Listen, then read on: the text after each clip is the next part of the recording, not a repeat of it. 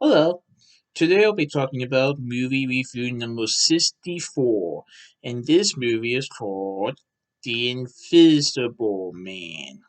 This is a 2020 movie directed by Wee Winnell. Um, Wee Winnell, who is also involved with many horror projects like the Saw franchise, Insidious, stuff like that. So we will now directly the Invisible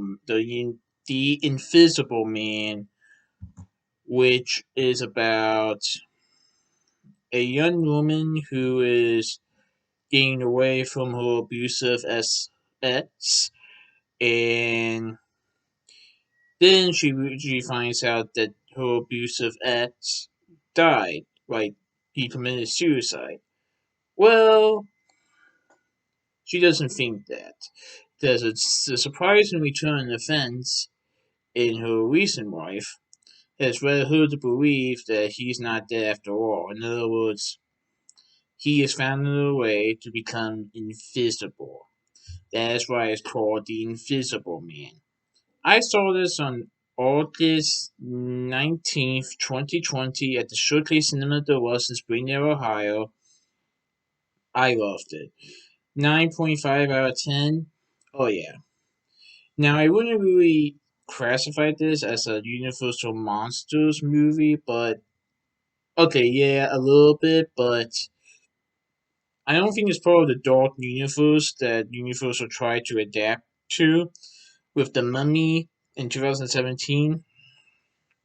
I mean, the Invisible Man is a monster in Universal Pictures, but I think this is more of a standalone film.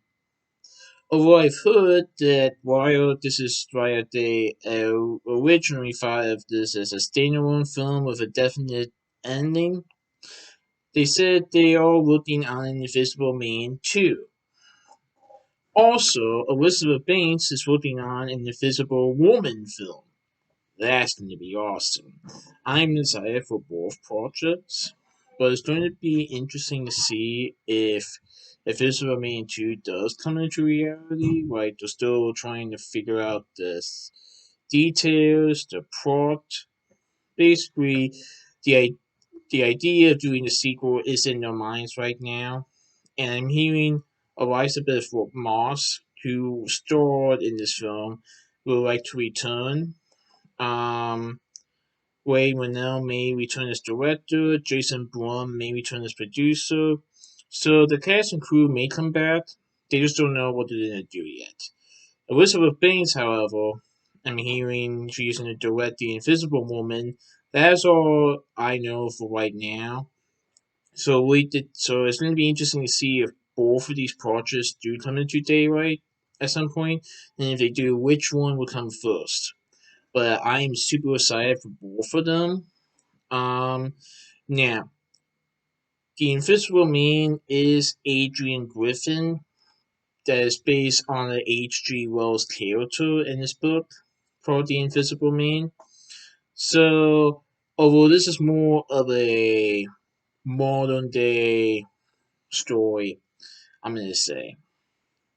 But yeah, this was really, really good.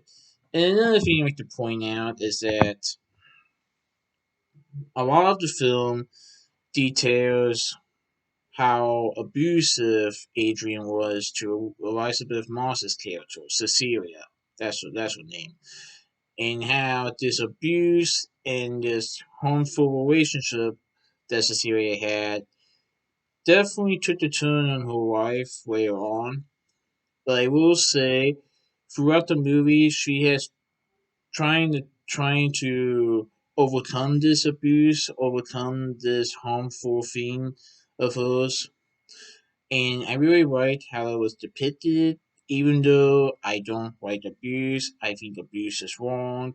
Domestic violence and sexual violence is not okay. But I really liked how they did the movie with abuse. I think there was a clear message on why we should never abuse people. It is wrong.